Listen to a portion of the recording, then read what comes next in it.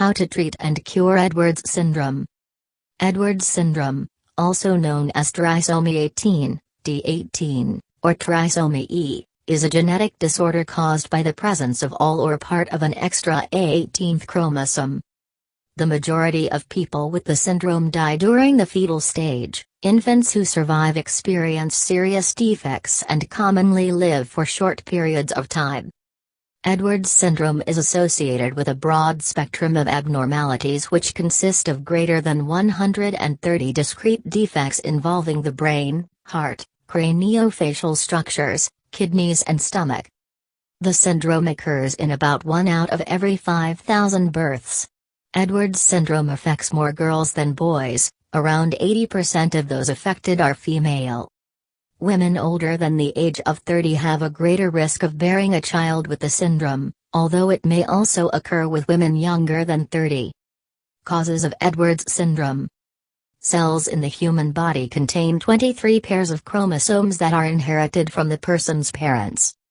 In human reproductive cells, ovum cells in women and sperm cells in men each have 23 individual chromosomes, referred to as 20 in women and Z in men and numbered 1 through 22. The extra material from chromosome 18, obtained after the egg is fertilized, is responsible for causing Edwards syndrome. Children with Edwards syndrome have an incorrect number of chromosomes. Children with the syndrome inherit 3, referred to as A, trisomy, instead of 2, copies of chromosome 18. 95% of children with Edwards syndrome have what is referred to as full trisomies, while 2% are due to translocations where only a portion of an extra chromosome is present. 3% of children with Edwards syndrome have what is referred to as mosaic trisomies, where the extra chromosome is there, but not in every one of the child's cells. Symptoms of Edwards syndrome. The majority of children born with Edwards syndrome appear both fragile and weak, many are underweight. Their heads are unusually small, while the backs of their heads are prominent.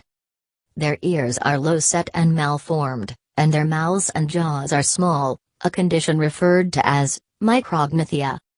Babies with the syndrome may experience a cleft palate or lip.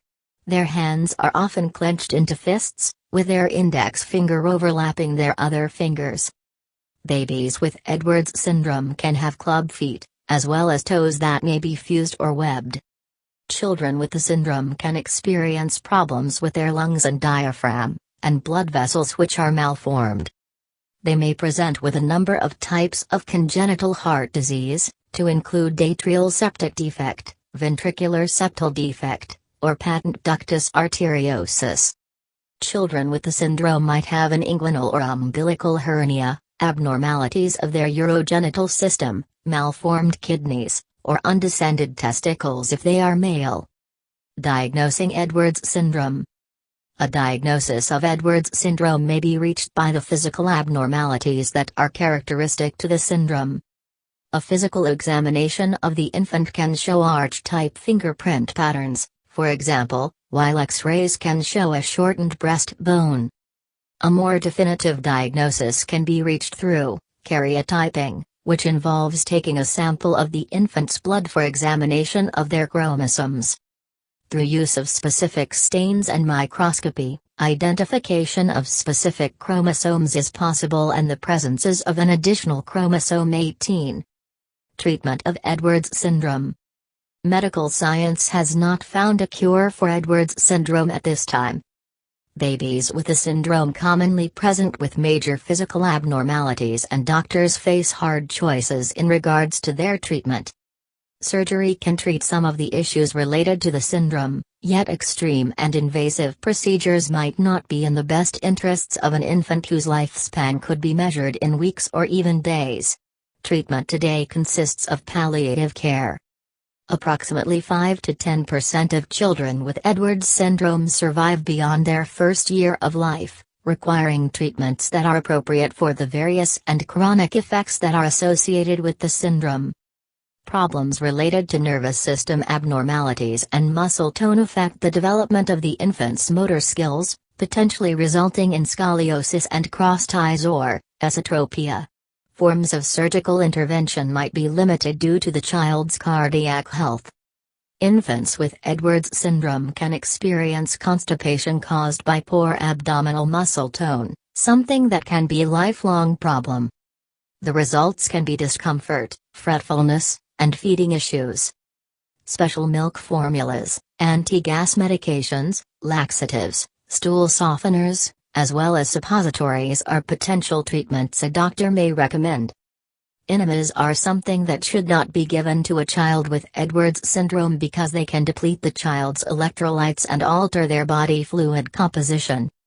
Children with this syndrome exhibit severe developmental delays, although with early intervention through therapy programs and special education they may reach some developmental milestones. They also seem to have an increased risk for the development of a Wilms tumor, a form of kidney cancer that affects children for the most part. It is recommended that children with Edwards syndrome have a routine ultrasound of their abdomen. Children with this syndrome might require treatment for seizures, club foot, facial clefts, spina bifida, pneumonias, ear infections, eye infections, hydrocephalus, sinus infections, apnea episodes, urinary tract infections, elevated blood pressure, pulmonary hypertension, congenital heart disease. Prognosis of Edwards syndrome. The majority of children who are born with Edwards syndrome do not live past their first year of life. Their average lifespan for half of the children born with this syndrome is less than 2 months. Approximately 90 to 95% of these children die prior to their first birthday. The 5 to 10% of children who do survive their first year experience severe developmental disabilities. Children who live past their first year require walking support and their ability to learn is limited. Their verbal communication abilities are limited as well, although they are able to respond to comforting and have the ability to learn to smile, recognize and interact with caregivers and others. They can acquire skills such as self-feeding and rolling over. The treatment and management of children with Edwards syndrome is dependent upon the severity of findings. There is no definitive treatment for children with trisomy 18, and there are ethical issues surrounding the management of these newborns due to the high mortality rate and difficulty in predicting which infants will live beyond their first year of life. The major cause of death in many of these infants is sudden death due to neurological instability, cardiac failure, and respiratory failure. For those infants diagnosed with incomplete trisomy 18 or mosaic trisomy 18, management is focused on addressing abnormalities present since they have such a variable prognosis.